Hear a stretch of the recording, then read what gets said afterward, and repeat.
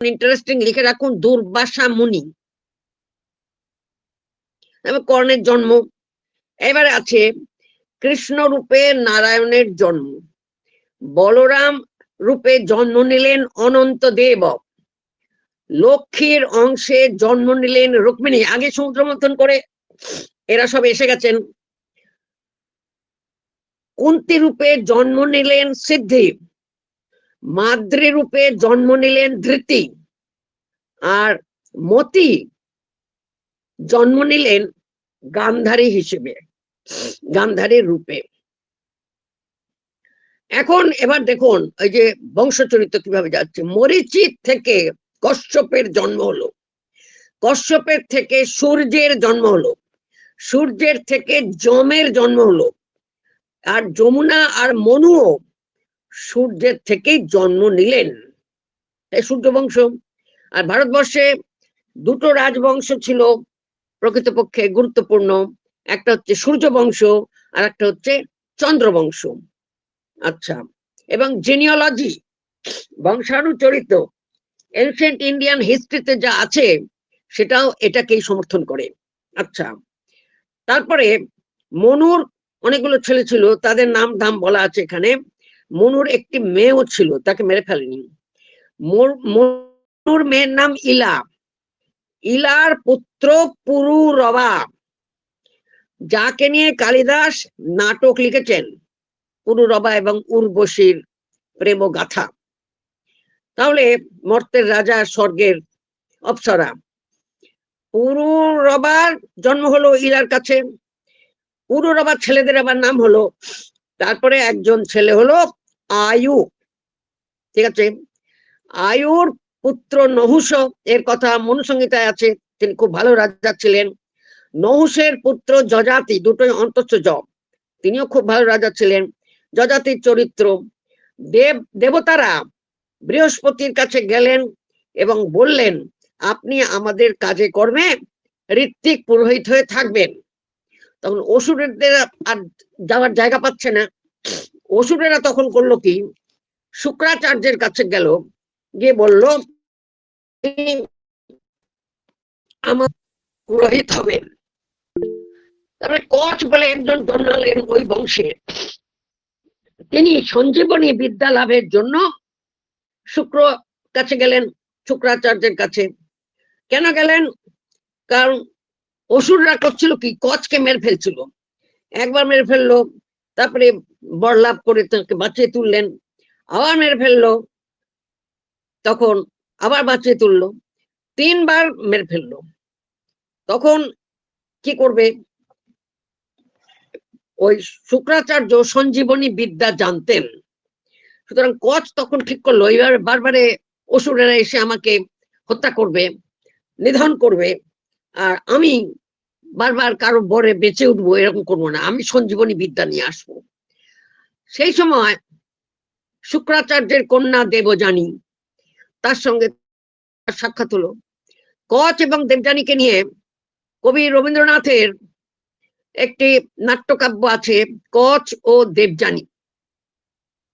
হ্যাঁ, এইখানে কি হচ্ছে, ওখানে থাকলো দুজনে বেশ হয়েছে, ভাব ভালোবাসা, কিন্তু সব শেষে কচ সঞ্জীবনী বিদ্যা অর্জন করে যখন বিদায় নিচ্ছেন, না ওটা কচ ও দেবযানী না, ওই কাব্যের নাম বিদায় অভিশাপ, রবীন্দ্রনাথের কাব্য। তখন কচ যখন চলে যাচ্ছে তখন দেবযানী কাঁদছে, বললো তুমি এরকম ভাবে চলে যাচ্ছ, কি ব্যাপার? তো দেবযানীকে তখন কচ বললেন আমি তো এই বিদ্যা শিক্ষা করতে এসেছিলাম, আর কিছু তো নয়। রবীন্দ্রনাথের ভাষায় দেবযানী তখন রুষ্ট হয়ে অভিমান করে বলছেন শুধু এই বিদ্যার জন্য এসেছিলে, প্রেম নহে প্রীতি নহে কিছু নহে আর? তখন কচ বললেন যে না আর কিছু নয়। তখন দেবযানী কচকে অভিশাপ দিয়েছিলেন, মহাভারতের গল্প এইটুকুই, দেবযানী কচকে অভিশাপ দিলেন। সেই অভিশাপটা রবীন্দ্রনাথের ভাষায় বলি, যে বিদ্যা তুমি যে বিদ্যা তরে তুমি মোরে করো অবহেলা, সে বিদ্যা তুমি করিবে না ভোগ, শিখাইবে পারিবে না করিতে প্রয়োগ। অর্থাৎ আবারও ওই সঞ্জীবনী বিদ্যা তুমি অপরকে শিক্ষা দেবে, কিন্তু নিজে মরার সময় বা অন্য কাউকে বাঁচানোর জন্য তুমি এই সঞ্জীবনী বিদ্যা প্রয়োগ করতে পারবে না। শিখাইবে পারিবে না করিতে প্রয়োগ, সে বিদ্যা তুমি করিবে না ভোগ, শিখাবে কিন্তু নিজে তার প্রয়োগ করতে পারবে না। এখন মহাভারতের গল্প এখানেই শেষ। তো রবীন্দ্রনাথ তিনি করেছেন কি, তারপরে কচ দেবযানীকে কিছু বললেন। কি বললেন? রবীন্দ্রনাথের কথা বলছি, মহাভারতে নেই। বললেন যে আমি বর দিনু দেবী, তুমি সুখী হবে, ভুলে যাবে সর্বদুঃখ আপন গৌরবে। বুঝেছেন? এই হলো। তারপরে দেবযানী আর যজাতির গল্প, তারপরে আচ্ছা এই যে কে জয়েন করবে দেখতে পাই না।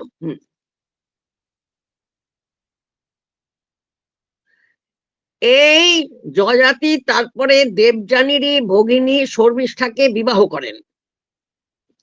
সেই শর্মিষ্ঠার কোলে এলেন দুটি পুত্র, অনু দন্তনহস্য আর পুরু। বুঝেছেন? শকুন্তলা দুষ্যন্তকে কি বলেছিল? পৌরব, মানে দুষ্যন্তের জন্ম পুরু বংশে।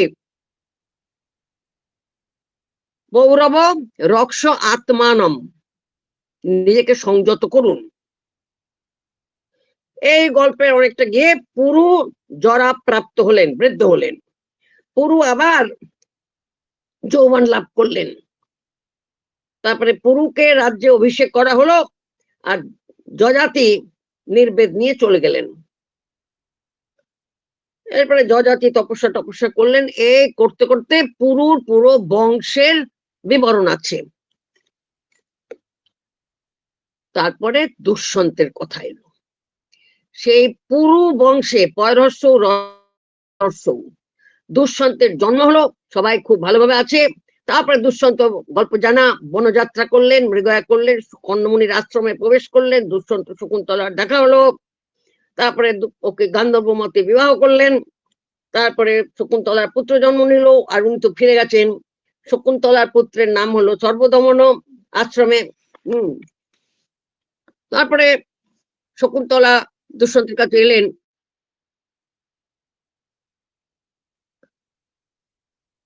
হ্যাঁ, কিন্তু দুষ্যন্ত তাকে গ্রহণ করবেন না। আর তখন চন্দ্র সূর্য এরা সমস্ত বৃত্তান্ত জানতেন। তারা দুষ্যন্তকে তিরস্কার করলেন। দুষ্যন্তকে শকুন্তলা নিজেও তিরস্কার করলেন। আচ্ছা, অভিজ্ঞান শকুন্তল নাটকে ওই শকুন্তলা, সে কি দুষ্যন্তকে তিরস্কার করেছিল, গালমন্দ করেছিল? কে বলবে হ্যাঁ কি না? ওমা, কেউ কথা বলছিল? হ্যাঁ ম্যাডাম করেছিল। করেছিল? হ্যাঁ ম্যাডাম করেছিল। করেছিল, ভেরি গুড। কোন অঙ্কে আছে? পঞ্চম অঙ্কে শকুন্তলা যখন কিভাবে প্রত্যাখ্যান গান দিয়েছিল? প্রথম গালাগালিটা কি? ও পৌরব, অনার্য। অনার্য। হ্যাঁ হ্যাঁ। তুমি নিজে যেমন আমাকে সেরকম মনে করেছো? অত্যন হি অনুমানে ন সব্বং কিলোপেক্ষদি। অনার্য তুমি নিজে যেমন সেই রকম অন্যকে মনে করছো। তারপরে ভণ্ড তপস্বী, ওপরে ঘাস তৃণ দিয়ে ছাওয়া একটা কুয়ো, হ্যাঁ, যাতে লোকে পড়ে মরে যাবে, এইসব অনেক বললো। তারপরে সত্য এসে প্রশংসা করলেন, দৈববাণী হলো, তখন শকুন্তলাকে গ্রহণ করলেন। আশ্রমের নাম হয়েছিল শকুন্তলার ছেলের সর্বদমন। শকুন্তলা নাটক করে আমরা জানি, কিন্তু এখন শকুন্তলার ছেলের নাম দেওয়া হলো ভরত। তাহলে পুরু বংশে একজন জন্ম নিল, তার নাম ভরত। তারপরে এই বংশটা কি হবে? ভরত বংশ। ঠিক আছে, এই ভরত বংশে একজন রাজা হলেন সংবরণ। ময় ব লিখবেন না, আবার বলবেন না যেন হরিদাস সিদ্ধান্ত বাগী মশাই লিখেছেন ময় ব, তাহলে আমি কেন লিখবো না? না, লিখবেন না। তখন ওরা বাংলা উচ্চারণ মতো লিখেছেন, কিন্তু এখন লিখতে গেলে সংবরণ, কারণ ওই বটা অন্তস্থ ব। ঠিক আছে, এই সংবরণ বশিষ্ঠকে পুরোহিত হিসেবে বরণ করেছিলেন। বশিষ্ঠ বানানটা খেয়াল করবেন, আবার খেয়াল করুন, ওই দশরথের বংশে পুরোহিত কে ছিলেন? বশিষ্ঠ। এই বশিষ্ঠ বানানটা আবার লেখা উচিত অন্তস্থ ব দন্তস্বর হর্ষই। ঠিক আছে, যদিও বাঙালিরা কি দেখতে বেশি অভ্যস্ত, তালব্যস্বর হর্ষই। আমি ওই জায়গাটা পড়ছি কি করে, কার থেকে কে জন্ম নিল।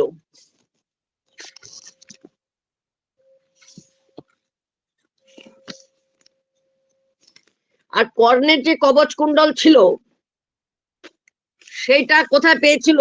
এই এই মহাভারতের ওই জায়গাতে বর্ণনা আছে। আচ্ছা, এখন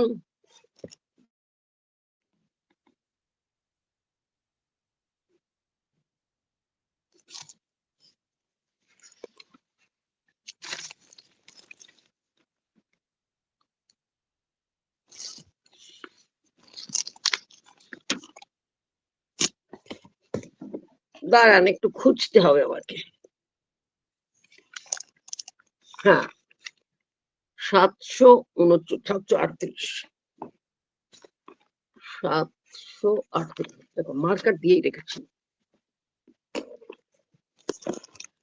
বিশ্বকর্মাকে মহাভারতে বলা হয়েছে শিল্প প্রজাপতি। বিশ্বকর্মা মহাভাগ যজ্ঞে বর্গীয় একার জন ধাতু থেকে শিল্প প্রজাপতি, প্রভাসের পত্নীর থেকে। ঠিক আছে, এটা আছে আদি পর্বের 61 অধ্যায় 1:61-28 নম্বর শ্লোক। তারপরে ধর্মের জন্ম, সেটা হচ্ছে 31 নম্বর শ্লোক, একই অধ্যায়।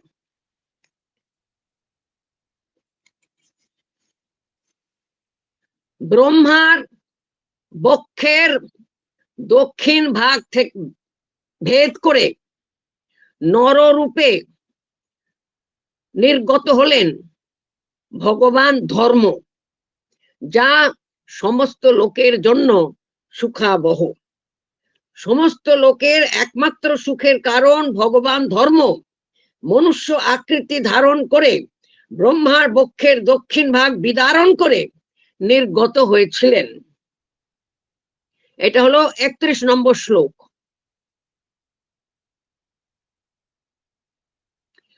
তার 3টি পুত্র, মানে ধর্মের 3টি পুত্র, তারা হলেন খুব সুন্দর দেখতে, মহাগুণবান। তাদের নাম হচ্ছে, লিখে রাখুন, তালব্য সম, কাম এবং হর্ষ। সুতরাং কাম, desire and enjoyment of pleasure, এটা পাপ নয়। এটা খ্রিস্টান থিওলজিতে কাম বা ডিজায়ার হচ্ছে পাপ, তার জন্য কনফেশন করতে হয় গিয়ে চার্চে, কিন্তু এটা তা নয়। আচ্ছা, কামের ভার্যা রতি, সমের ভার্যা প্রাপ্তি, আর হর্ষের ভার্যা নন্দ।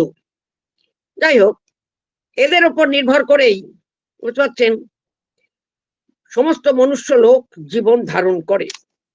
মরীচির পুত্র কশ্যপ, কশ্যপের পুত্রই দেবগণ এবং অসুরগণ। তাহলে বুঝতে পারছেন, সুতরাং কশ্যপ সমস্ত প্রাণীদের পিতা। এই জন্য ওই কোন কর্মানুষ্ঠানে, মানে ওই সংস্কার কর্ম অনুষ্ঠানে, বিয়ে হোক, উপনয়ন হোক, শ্রাদ্ধ কর্ম হোক, তখন তো গোত্র জিজ্ঞাসা করে। অনেকেই গোত্র বলতে পারেন না আজকাল। গোত্র জানা না থাকলে বা বলতে না পারলে পুরোহিত ঠাকুর কি করেন? কাশ্যপ গোত্রীয় বলে দেন। কেন? কারণ সমস্ত মানুষ এবং অসুর পর্যন্ত, দেবতা, মানুষ, অসুর সকলেই হচ্ছে কশ্যপের সন্তান, সমস্ত প্রাণীগণের পিতা। তারপরে দেবতার সংখ্যা 33 জন ইত্যাদি প্রভৃতি হলো। আচ্ছা, এরপরে হচ্ছে ভৃগুর উৎপত্তি, 41 নম্বর শ্লোক।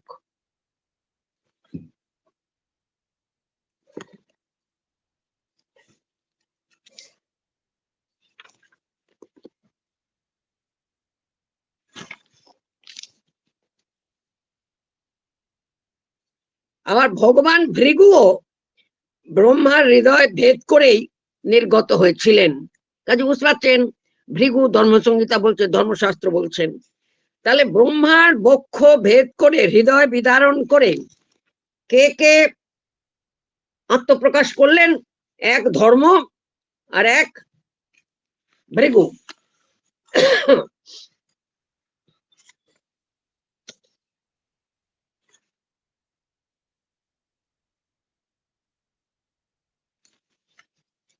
আচ্ছা, আর সে ব্রহ্মার আবার দুটি পুত্র হলো, দ্বৌ পুত্র।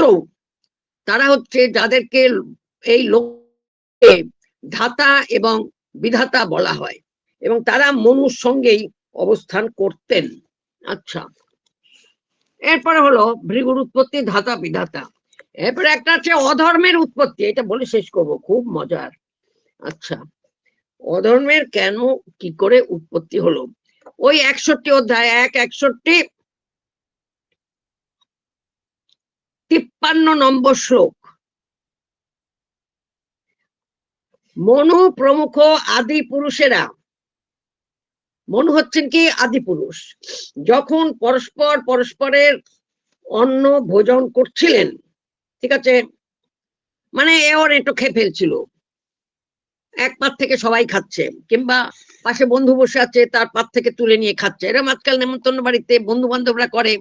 তারপরে আরো একটা জিনিস আজকাল খুব চলছে, কিছু না কিছু হলেই একটা পার্টি দিতে হবে, সব পার্টি করছে, সেখানে আর তো একটা উচ্ছিষ্ট বিচার কিছু থাকে না, যা পাচ্ছে তাই খেয়ে নিচ্ছে, যার পাত থেকে খুশি নিয়ে খাচ্ছে, যে গ্লাস থেকে খুশি নিয়ে খাচ্ছে, আর যা খুশি ও খাচ্ছে। যখন পরস্পর পরস্পরের অন্ন খেতে থাকলেন, তখন সেই উচ্ছিষ্ট থেকে কার জন্ম হলো? অধর্ম। অধর্ম তত্র সঞ্জাত। সে কি করবে? সর্বভূত বিনাশক।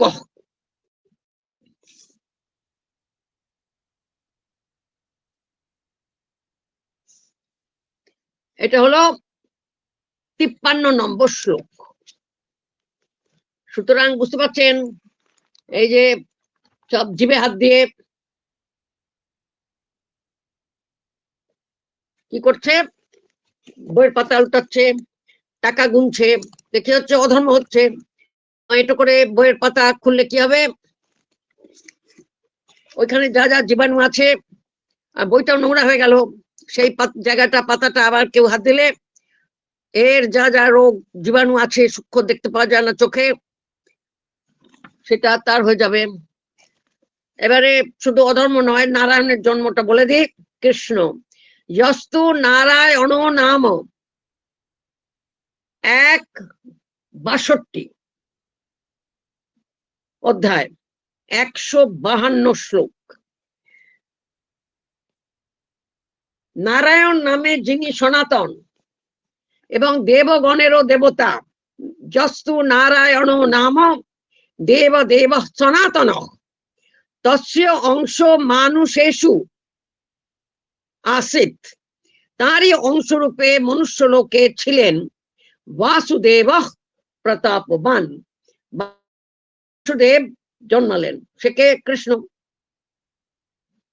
তাই তো? বসুদেব সুতং দেবং কৃষ্ণ চানুর মর্দনম দেবকী পরমানন্দং কৃষ্ণং বন্দে সদাহম। আচ্ছা, প্রথম ক্লাসটা এখানে শেষ করলাম। এরপরে আমরা আবার সব ভুলে যাবে, আমাদের যেতে হবে ব্রহ্মবৃক্ষে। আচ্ছা দেখুন, ব্রহ্ম বন একটা বলা হয়েছিল। আমরা চলে এসেছি আদি পর্ব ছেড়ে আশ্বমেধিক পর্ব,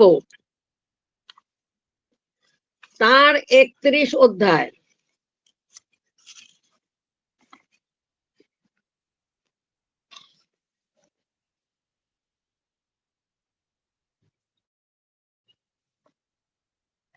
এই অধ্যায়ে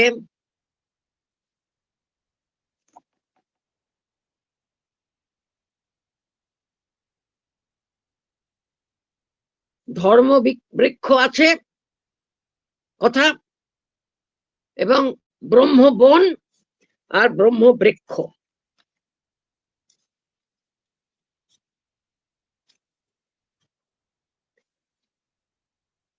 তৎ বনং মহাপ্রাজ্ঞ, ব্রাহ্মণী ব্রাহ্মণকে জিজ্ঞাসা করছেন কোথায় সেই বন আছে, হে মহাপ্রাজ্ঞ মহাপণ্ডিত আমাকে বলুন।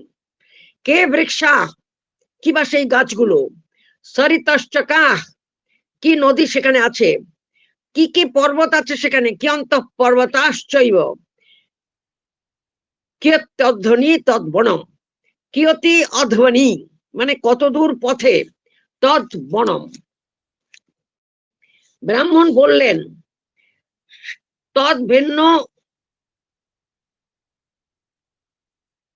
অন্য কোন পদার্থ আছে এটা বলা যাবে না। ঠিক আছে, অর্থাৎ ব্রহ্ম ভিন্ন আর কিছুই নেই, ব্রহ্ম সত্যম,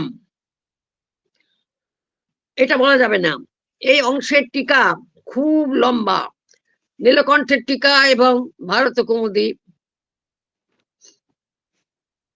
টিকা হরিদাস সিদ্ধান্ত বাগীশের। তদ ভিন্ন মানে সেই বনে যা আছে, অন্য কোন পদার্থ আছে কথা বলা যায় না, তা থেকে অন্য কিছু সুখতর সুখজনক আছে তাও বলা যাবে না, তার মতো সদৃশ্য অন্য কোন পদার্থ আছে এটাও বলা যাবে না, আর তার থেকে দুঃখজনক অন্য কিছু আছে এটাও বলা যাবে না। যদি বলি দুঃখটা ব্রহ্ম নয় তাহলে কি হলো, ব্রহ্ম আংশিক হয়ে গেলেন, সর্বব্যাপী হলেন না।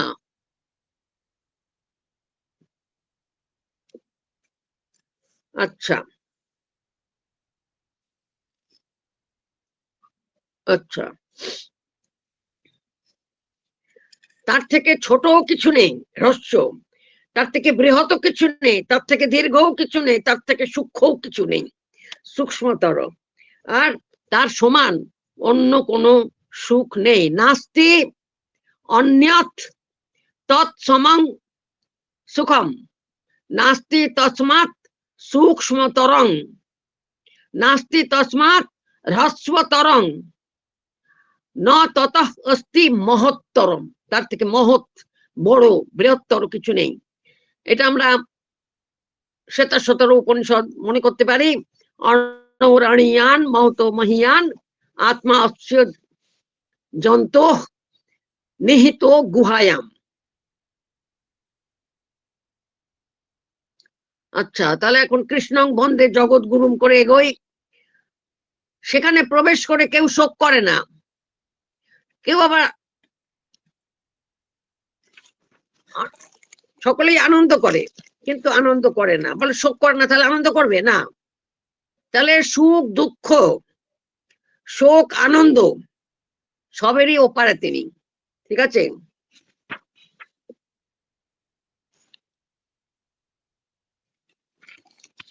শৃণ্বন্তু বিশ্বে অমৃতস্য পুত্রা আয়ে ধামানি বিশ্বানি সন্তি বেদাহমেতং পুরুষং মহান্তম আদিত্য বর্ণং তমসঃ পরস্তাৎ। ঠিক আছে, সেই তার থেকে বড় আর কিছু নেই। রবীন্দ্রনাথের গানটা মনে রাখবেন, সে বনে এবং তাকে কেউ ভয় করে না, আর তার থেকে কেউ ভয় পায় না। বৃহদারণ্যক উপনিষদে আছে হ্যাঁ, যত্র ইতরঃ ইতরং পশ্যতি, যেখানে একজন আরেকজনকে দেখে, ইতর মানে অন্যজন, তাহলে একজন অন্য আর একজন অন্যকে দেখে, মানে একে অন্যকে দ্বিতীয় রূপে দেখতে পায়, সেখানে কি কি হয়? একজন আর একজনের থেকে ভয় পায়, অপর অপরস্মাৎ বিভেতি, অপর অপরং দ্বেষ্টি, ইত্যাদি ইত্যাদি লম্বা ওখানে আছে। মানে দ্বৈত যখনই হচ্ছে দুজন, তখনই একজন একজনকে হিংসে করছে, রাগ করছে, তারপরে ঝগড়া করছে, আলাদা হওয়ার চেষ্টা করছে, কিছুতেই তারা সুখ পাচ্ছে না। এখন সেই বনের, সে ব্রহ্ম বনের বর্ণনা।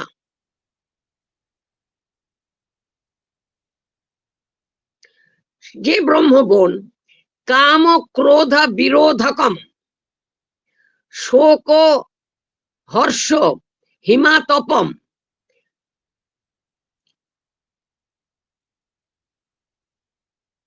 অন্ধকার ও তিমিরম, তাহলে এই সমস্ত কিছুকে সে রোধ করে। মহাদুর্গং প্রবিষ্টস্মি মহৎ বনম, সেই মহৎ বনটা যেন একটা বিরাট দুর্গ, যেখানে এইসব জাগতিক সুখ দুঃখ হাসি কান্না দ্বৈতবোধ ঈর্ষা দ্বেষ হিংসা কিছুই প্রবেশ করতে পারে না। সেই বনে মহৎ অহংকার এবং পঞ্চ তন্মাত্র রূপে 7টা বৃক্ষ আছে। শ্লোকের মধ্যে এগুলো বলা নেই, এটা টিকাকারেরা বলেছেন। ঠিক আছে, শ্লোকে আছে তসমিন বনে সপ্ত মহাদ্রুমা, 7টা বড় বড় গাছ আছে। 7টা বড় বড় গাছ কি করে হলো? পঞ্চ তন্মাত্র আর মহৎ এবং অহংকার। সাংখ্য তত্ত্ব বুঝতে পারছেন? পঞ্চ তন্মাত্র হচ্ছে স্থূল ভূতের সূক্ষ্ম রূপ, সূক্ষ্ম ভূত হচ্ছে 5টা, আর মহৎ এবং অহংকার। আর আছে ফলানি সপ্ত, 7টা ফল আছে। 7টা ফল কি? জ্ঞাতা, যিনি জ্ঞান করছেন, অভিমন্তা, যিনি জিজ্ঞাসা করছেন,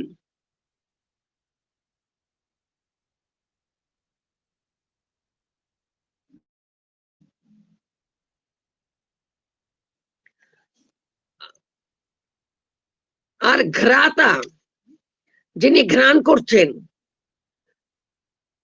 পাতা মানে যিনি রক্ষা করছেন, পা ধাতু পালনে, পান করছে যে তার সে না, পাতা মানে যে রক্ষা করছে, দ্রষ্টা যে দেখছে জ্ঞান করছে, প্রষ্টা যে জিজ্ঞাসা করছে যে জিজ্ঞাসু, এবং শ্রোতা, এই 7টা অতিথি।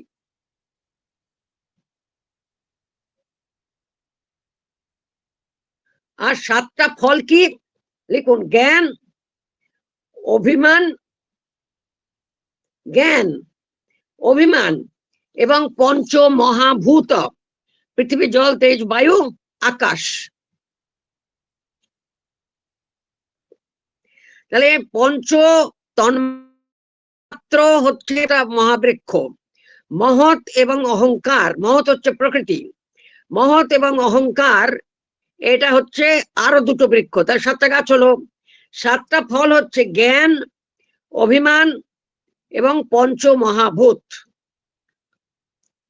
তারপরে 7 জন অতিথি, ঠিক আছে, অতিথয়শ্চ সপ্ত, এটা হচ্ছে আশ্বমেধিক পর্বে, আশ্বমেধিক পর্বে 31 অধ্যায় 7 নম্বর শ্লোক এইটা। মানে এর আগে যা বলেছি গোড়া থেকে, মানে গোড়া থেকেই আসল কথাগুলো সব আছে। 7টা অতিথিকে জ্ঞাতা, অভিমন্তা, ঘ্রাতা যে ঘ্রাণ করে, পাতা যে পালন করে, আর দ্রষ্টা জ্ঞান করে দেখে চোখের ইন্দ্রিয় দিয়ে, প্রষ্টা যে জিজ্ঞাসা করে, এবং শ্রোতা, এই 7 জন অতিথি। তারপরে বলছেন সপ্ত আশ্রমা, 4টে আশ্রম আছে। সপ্ত সমাধয় দীক্ষাশ্চ সপ্ত, এতৎ অরণ্য রূপম, সবই সাতটা সাতটা, সাতটা আশ্রম, সাতটা সমাধি, সাতটা দীক্ষা, এই হলো সেই ব্রহ্মবন।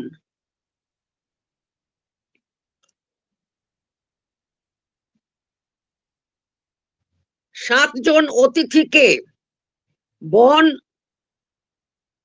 গৃহ, বন মানে অরণ্য, অন্তঃবদ অন্তর্ণ, গৃহ,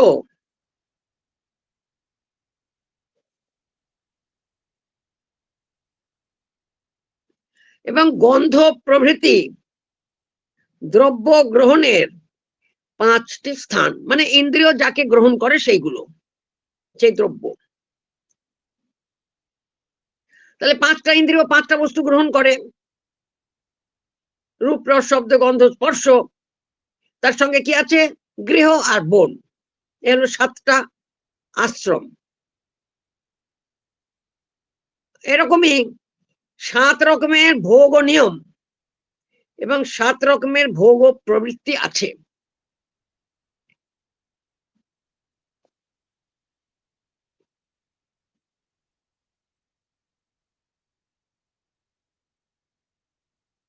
সপ্ত সমাধয় উক্তানাং সপ্তানাং মানে ইন্দ্রিয় গ্রাহ্যানাং ভোগ ও নিয়ম, তাহলে 7টা হবে। সপ্তচ দীক্ষা, দীক্ষা কি হবে? 7টা। উক্তেষু সপ্তচু প্রবৃত্তয়, তাহলে ওই যে 7টা 7টা সব বলা হলো, সেই ইন্দ্রিয়, ইন্দ্রিয় গ্রাহ্য বিষয়, সেগুলোতে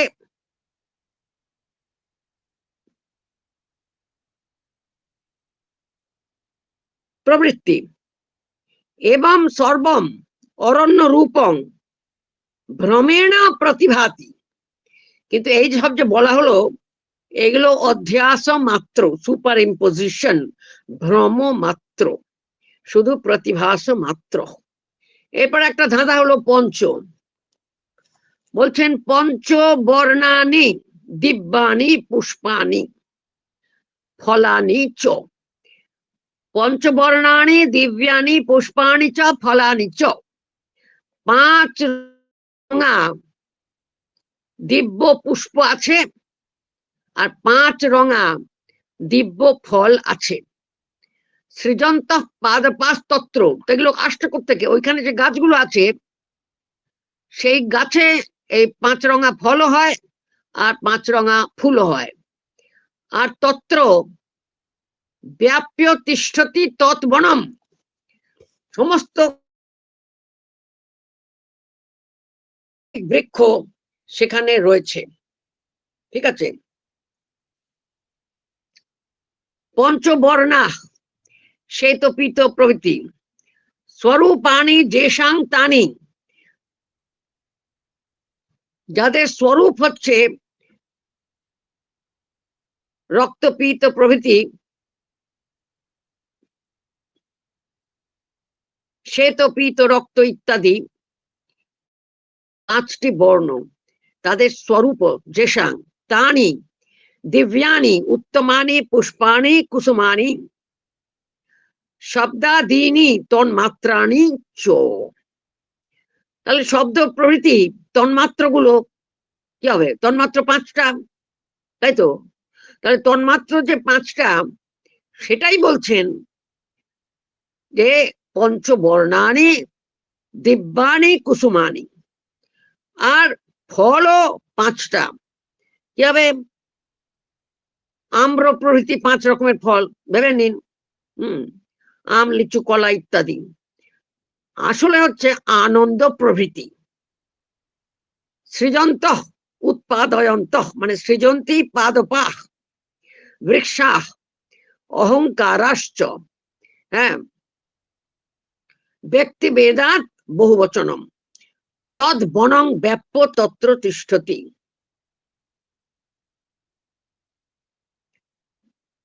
আচ্ছা, নীলকণ্ঠ বলছেন পঞ্চবর্ণানি শব্দাদি ভেদাত পঞ্চরূপাণি পুষ্পাণি শব্দাদি অনুভাবাঃ, ঠিক আছে, শব্দাদ প্রভৃতির অনুভাব, ফলানি সেই কুসুম থেকে যা জন্ম নেয়, সেটা তো ফল, ফুল থেকে ফল হয়। সেটা কি? প্রীতি প্রভৃতি। পাদপাহ, এই গাছগুলো আসলে কি? মনাংশী, মন।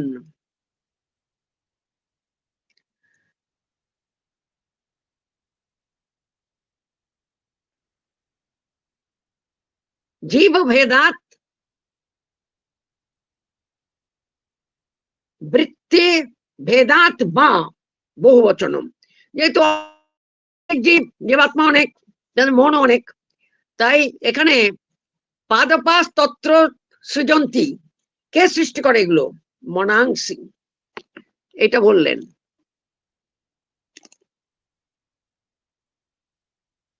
এখন এই ভারত কৌমুদী হরিদাস সিদ্ধান্ত বাগীশ বলেছেন পাদপাহ বৃক্ষাহ অহংকারাশ্চ, ঠিক আছে, কিন্তু নীলকণ্ঠ পরিষ্কার বললেন পাদপাহ মনাংশী, অহংকার বললেন না।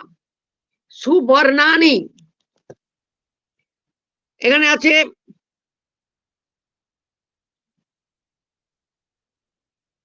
সুবর্ণানি শ্বেত পীতাদি শোভন বর্ণবন্তী, মানে বর্ণযুক্তানি, বর্ণবৎ ক্লিবলিঙ্গ দ্বিতীয়া বহুবচন।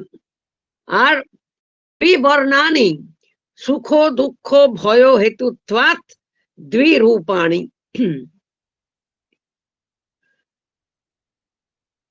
পঞ্চবর্ণানি দিব্যানি পুষ্পানি চ ফলানি চ। নীলকণ্ঠ বলছেন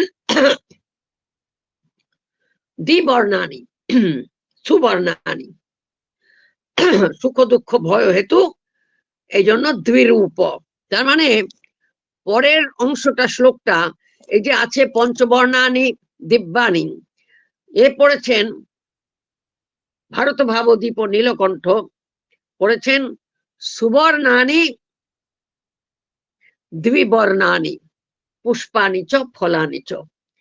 তাহলে দ্বিবর্ণ হচ্ছে সুখ দুঃখ, আর অন্য রং হচ্ছে শ্বেত পীত প্রভৃতি বর্ণ। পাদপাহ, গাছগুলো কি? হরিদাস সিদ্ধান্ত বাগীশ বললেন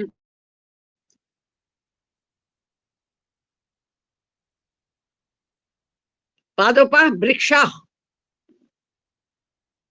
অহংকারাশ্চ। আর ইনি একবার বললেন, নীলকণ্ঠ একবার বললেন পাদপাহ মনাংশী। মনাংশী বললো কেন? মন তো এক, অনুপরিমাণ। বলছেন না, জীবভেদাত বৃত্তিভেদ, অনেক জীবের অনেক মন, তাই মনাংশী বহুবচন।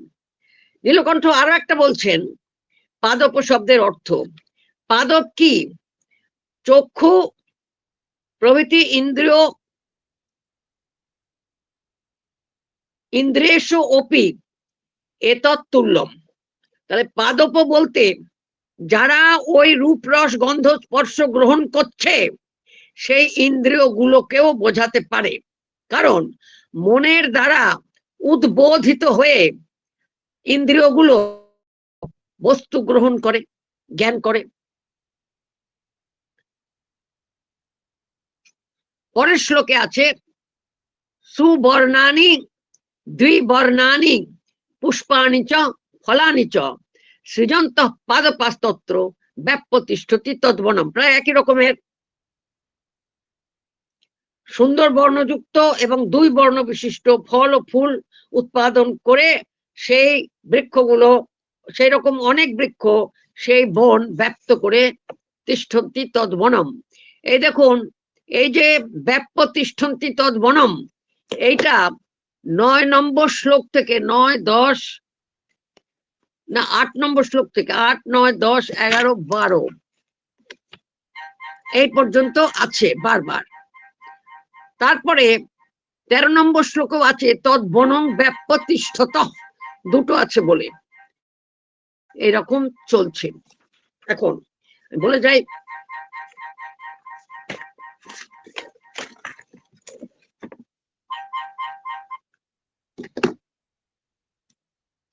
যা শুভজনক দ্বিবর্ণযুক্ত ফল এবং ফুল জন্মায়, সেই রকম অনেক গাছ সেই বন ব্যাপ্ত করে আছে। যেগুলো সৌরভ যুক্ত এবং 2 বর্ণ যুক্ত পুষ্প এবং ফল সেই রকম প্রদান করে, সেই রকম অনেক বৃক্ষ সেই বন ব্যপ্ত করে আছে। শঙ্করাণী, সম মানে শুভ, শঙ্করাণী ত্রিবর্ণানি পুষ্পানি চ ফলানি চ, এখানে 3 বর্ণ, ত্রিবর্ণানি। আগে বললো সুবর্ণানি দ্বিবর্ণানি, 2 রং। সৃজন্ত পাদপাস্তত্র, এই সৃজন্ত পাদপাস্তত্র এইটা এই 7 পরে 5টা শ্লোকে আছে।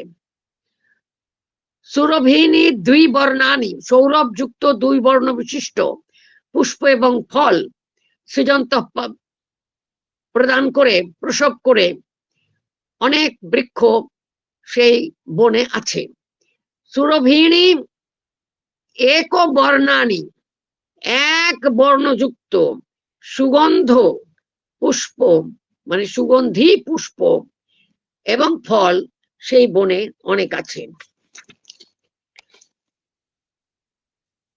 যে বৃক্ষ সৌরভ যুক্ত এবং একবর্ণের ফল এবং ফুল উৎপাদন করে সেই রকম বহুতর পাদপ বৃক্ষ সেই বন ব্যপ্ত করে আছে।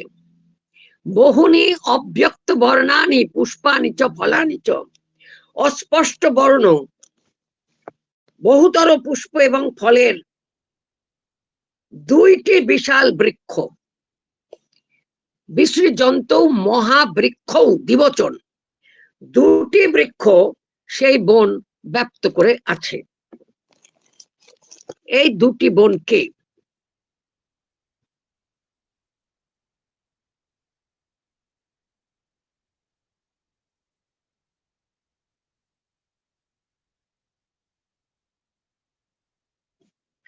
আচ্ছা,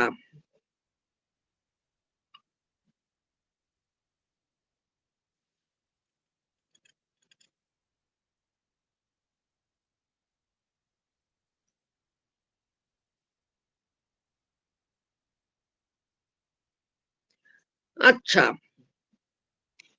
নীলকণ্ঠ বলছেন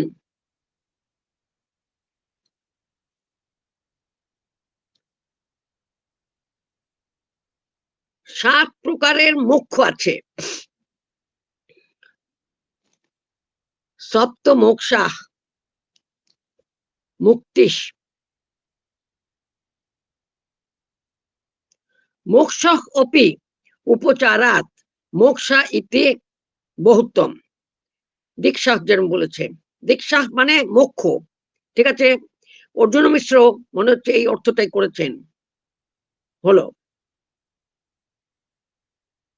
মুক্তানাং দীক্ষা ফলন্তি নতু দেহাত।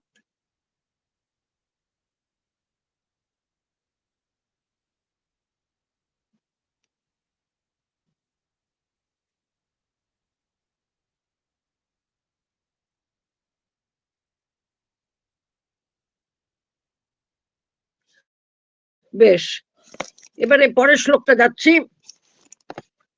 এই বনে একটি অগ্নি, একো বহ্নি, একজন শুদ্ধচিত্ত ব্রাহ্মণ, সুমনা ব্রাহ্মণ পঞ্চ ইন্দ্রিয়াণি সমিধশ্চ অত্র সন্তি।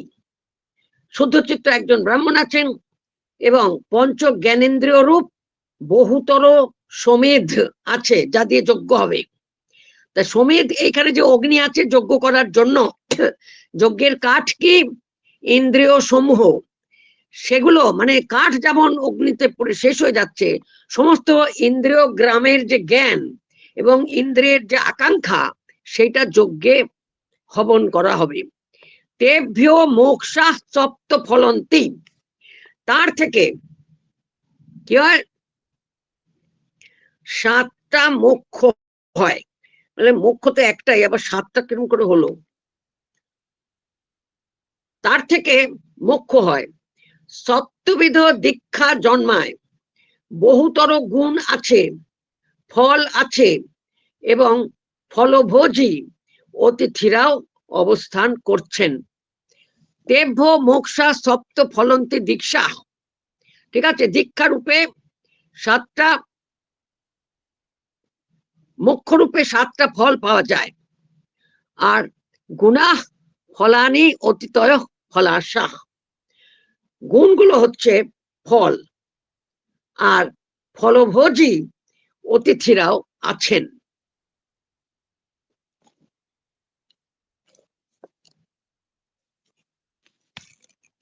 যারা ফলের আশা করেন।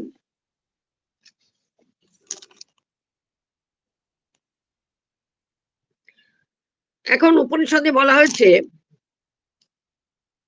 তদা বিদ্বান পুণ্য পাপে বিধুয়, মানে তখন তার সামনে যখন জ্ঞান উপস্থিত হয় তখন তিনি কি করেন, পাপ এবং পুণ্য দুটিকেই অগ্রাহ্য করে এগিয়ে যান। মন, বুদ্ধি, 5টা জ্ঞানেন্দ্রিয়, ঠিক আছে, এই 7টির ব্যাপার সেই দ্বৈত বনে বিচরণ করে। তত্ত্বজ্ঞানের প্রভাবে সেই 7টা লয় পায় যখন, তখন মুমুক্ষু, যিনি মোক্ষ ইচ্ছা করছেন, মোক্ষেচ্ছু ব্যক্তির দ্বৈত বিলক্ষণ দুইয়ের জ্ঞান অদ্বৈত ব্রহ্ম জ্ঞানে রুচি হয়ে যায়।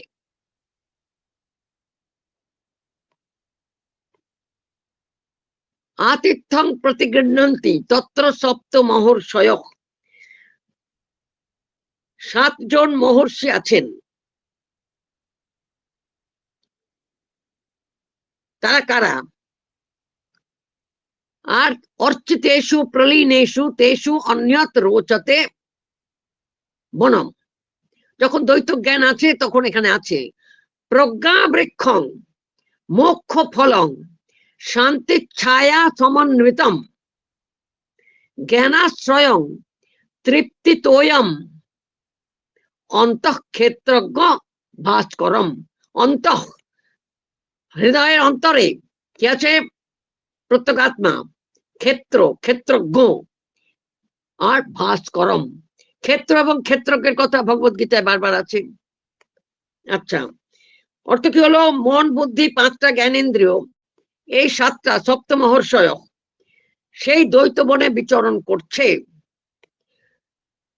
তত্ত্বজ্ঞানের প্রভাবে যখন তত্ত্বজ্ঞান হয় তখন জ্ঞানাশ্রয়, তখন এই 7টা লয় পায়।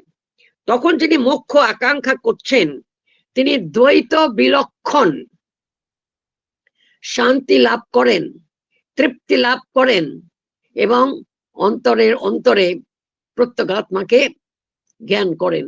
তার অন্য কিছু দ্বৈত বোধ আর থাকে না। তত্ত্বজ্ঞান হচ্ছে বৃক্ষ, মুক্তি হচ্ছে ফল, শান্তি হচ্ছে ছায়া, শান্তি ছায়া সমন্বিতং প্রজ্ঞা বৃক্ষং সত্যং জ্ঞানম অনন্তং ব্রহ্ম। প্রজ্ঞা বৃক্ষং মানে ব্রহ্ম বৃক্ষং। মনে করুন ভগবত গীতা শ্লোক, ব্রহ্মাগ্নি ব্রহ্ম হবি ব্রহ্মাগ্নৌ ব্রহ্মণা হুতম ব্রহ্মৈব তেন গন্তব্যং ব্রহ্ম কর্ম সমাধিনা। প্রজ্ঞা বৃক্ষং মোক্ষ ফলম শান্তি ছায়া সমন্বিতম। জ্ঞান সেখানে থাকে, জ্ঞান আশ্রয়ং তৃপ্তি তোয়ম, তৃপ্তি সেখানে জল, আর অভ্যন্তরবর্তী হচ্ছে জীবাত্মা, তাই হচ্ছে সূর্য, আলোক মানে জ্ঞান। সেখানে আবার 7টি স্ত্রীলোক আছেন। বলছে আবার কি না? আচ্ছা, যে সাধু পুরুষেরা সেই বনে গমন করেন তাদের আর জন্ম হয় না, তারা উপরে নিচে পার্শ্বে কিছুই আর দেখতে পান না। সত্য অধোমুখী সমন্বিত জনন শক্তি সম্পন্ন, আবার বলছি সত্য জ্ঞানে সত্য অধোমুখী কান্তি সমন্বিত জনন শক্তি সম্পন্ন 7টি স্ত্রী রূপ পূর্বোক্ত 7টি বৃত্তি সেই দ্বৈত বনে বিচরণ করে। সপ্ত স্ত্রিয়স্তত্র চরন্তি সত্য অবাং মুখা ভানুমত্য জনিত্র্য ঊর্ধ্বং রসান আদদতে প্রজাভ্যঃ সর্বান যথা নিত্যম অনিত্যতা চ। তারা কি জ্ঞান করেন? যে সমস্ত কিছুই তখন আদদতে সবকিছুই বিলীন হয়ে যাচ্ছে। মুমুক্ষু ব্যক্তির জন্য সেই 7টি বৃত্তি তত্ত্ব জ্ঞান উৎপাদন করে। সত্য, অবাংমুখ, কান্তি এবং জনন শক্তি সম্পন্ন, মানে জ্ঞান। আচ্ছা, দ্বৈত বনে আছে এই 7টা বৃত্তি তত্ত্বজ্ঞান উৎপাদন করে। সেই তত্ত্বজ্ঞানের ফলে নিত্য ব্রহ্মলাভ হয় এবং সেই তত্ত্বজ্ঞানের অভাবে অনিত্য সংসার দেখা যায় অধ্যাস রূপে এবং প্রতিভাস রূপে। অধ্যাস মানে প্রতিভাস, সুপার ইম্পোজিশন, যেটা যা নয় সেখানে সেটা দেখা। সব পঞ্চানাং জ্ঞানেন্দ্রিয়ানাং, বুদ্ধি এবং মনের 5টা জ্ঞানেন্দ্রিয়ের আর বুদ্ধি এবং মন, এরা হল 7টা। তাদের 7টা বৃত্তি হবে তাহলে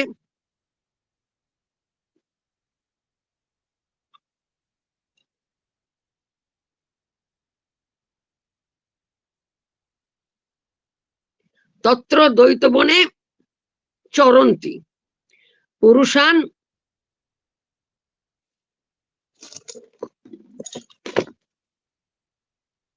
বধ্নন্তি, পুরুষদের বেঁধে রাখে। তাশ্চ প্রজাভ্য সন্তানেভ্য জনেভ্য, এবং সেটা হচ্ছে কার জন্য? সন্তান জন্মের জন্য।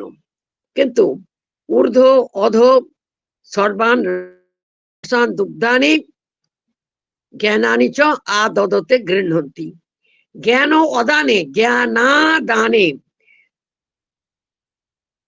জ্ঞান ও আদানে নিত্যং ব্রহ্ম, দুগ্ধা দানে অনিত্যতা।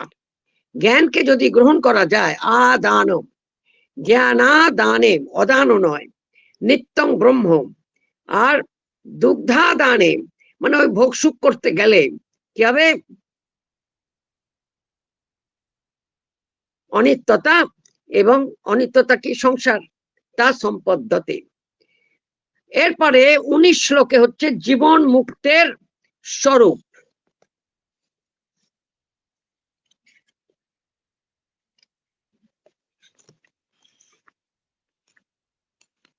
19 নম্বর শ্লোকে জীবন মুক্তস্য স্বরূপম আহ।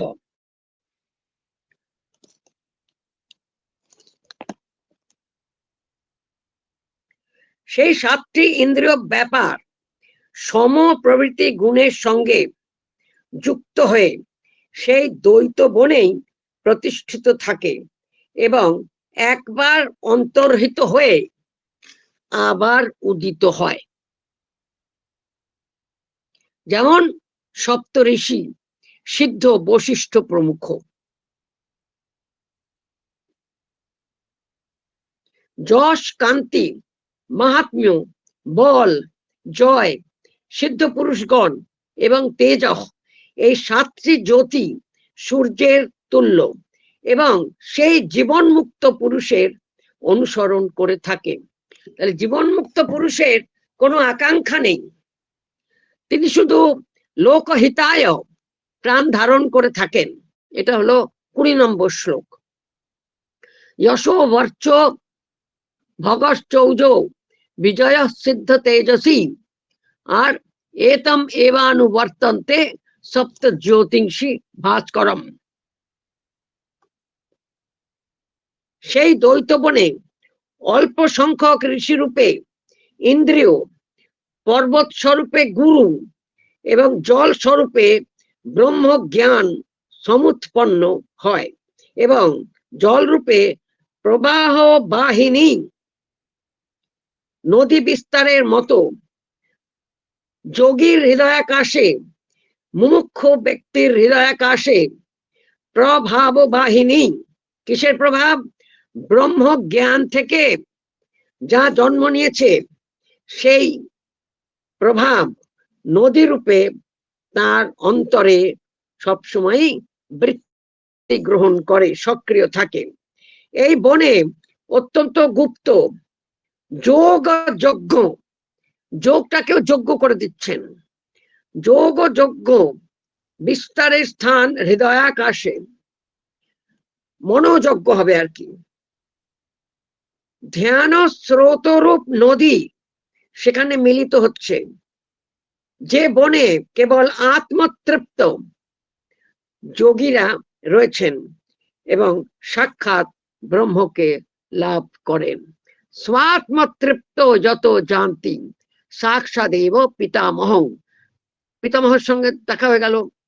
কৃষাশাহ সুব্রতা শান্তা তপসা দগ্ধ কিলবিষাহ। কৃষাশাহ মানে তাদের মনে আর কোনো আকাঙ্ক্ষা নেই, অল্প আশা যুক্ত। আর কি? সুব্রতা ব্রতনিষ্ঠ। আর কি? শান্তা সমগুণ সমন্বিত শান্ত চিত্ত। আর তপসা, তপস্যা দিয়ে, তপস্যার প্রভাবে কিলবিষ সমস্ত পাপ যাদের দগ্ধ হয়ে গেছে, সেই রকম দগ্ধ কিলবিষা আত্মনি আত্মানম আবেশ্য। তারা কি করছে? পরমাত্মাতেই জীবাত্মাকে আত্মনি আত্মানং প্রবেশ্য,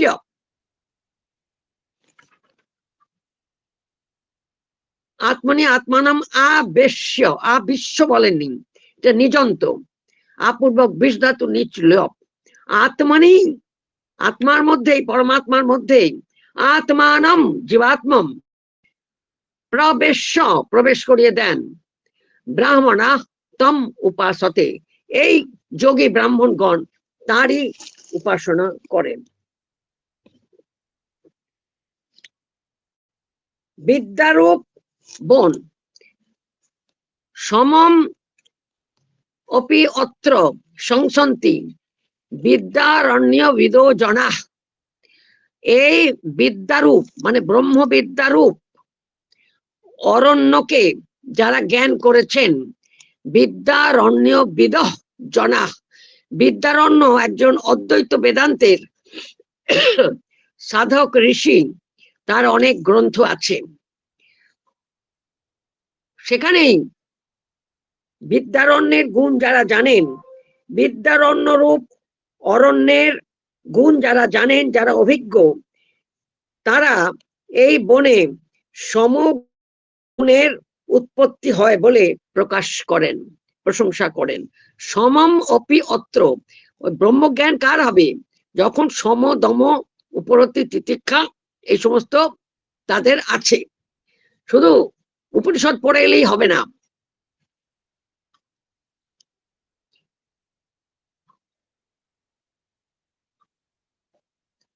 তৎ অরণ্যম অভিপ্রেত্য যথা তত্ত্বম অজায়ত।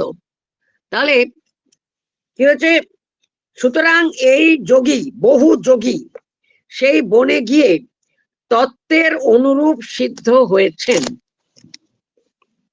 এতৎ এব ঈদৃশং পুণ্যম অরণ্যং ব্রাহ্মণা বিদু।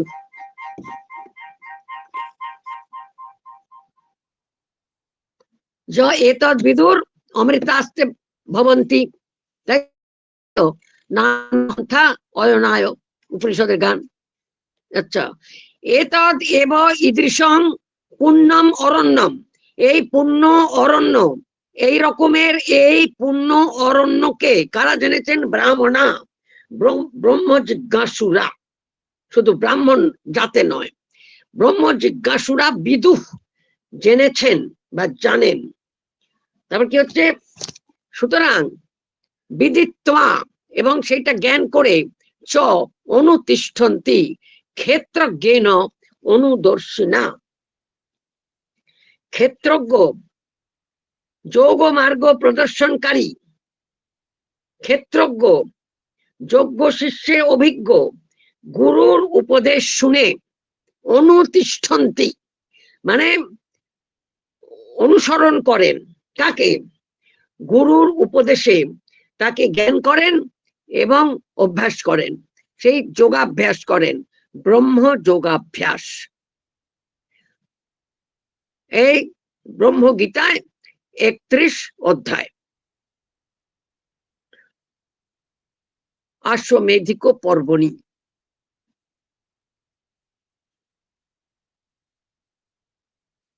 তারপরে সেই ব্রাহ্মণ, সিদ্ধ ব্রাহ্মণ বলেই গেলেন, আমার বিষয়াসক্তি নেই, আমি গন্ধ গ্রহণ করি না, কিছু মানে ইন্দ্রিয়ের কোনো গ্রহণ করি না। তারপরে অভীষ্ট বস্তু কামনা করে, আমার কোনো কামনা নেই, তাই আমি সেগুলোকে গ্রহণ করি না। নিজের শরীরে কেবল জীবাত্মাকেই দেখি, আর সেই জীবাত্মাতেই অভিনিবিষ্ট থাকি, ফলে কাম ও ক্রোধ জরা মৃত্যুতে সংসক্ত হই না। এটা হলো জীবন মুক্তের স্বরূপ। এখানে মাত্র আপনার 5টা শ্লোক আছে। বিহারাইতে বোধহয় এটা আগেরটার সঙ্গে ঢুকে গেছে, কারণ তারপরে একটা অন্য প্রসঙ্গ এসেছে 33 নম্বর অধ্যায়ে।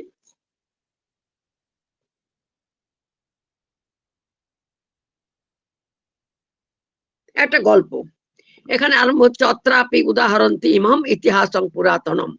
ওই যজ্ঞের গল্প আছে লম্বা, ঠিক আছে। এই হলো সারাৎসার ব্রাহ্মণ গীতার বা অনুগীতার।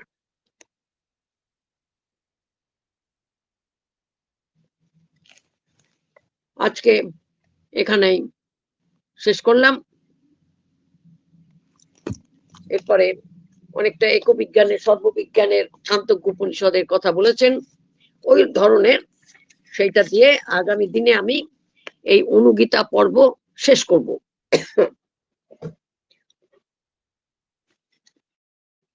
তারপরে একটু গ্যাপ যাবে,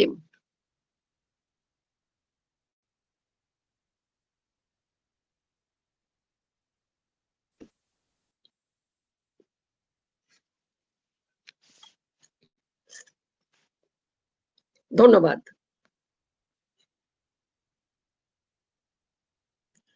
কারো কিছু বলার আছে? হ্যাঁ কিনা?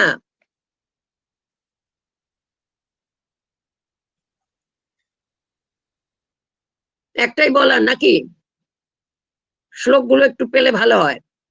শ্লোক সংখ্যা আমি পাঠিয়ে দেবো, আপনারা একটু বই দেখে নেবেন প্লিজ। এতগুলো ছবি তুলে তুলে পাঠানো একটু মুশকিল। খুব দরকারি জায়গাগুলো নিশ্চয়ই পাঠাবো। আর কিছু যদি না বলেন তাহলে আমি আজকে বিদায় নিচ্ছি। অনেক ধন্যবাদ। প্রণাম নেবেন ম্যাম।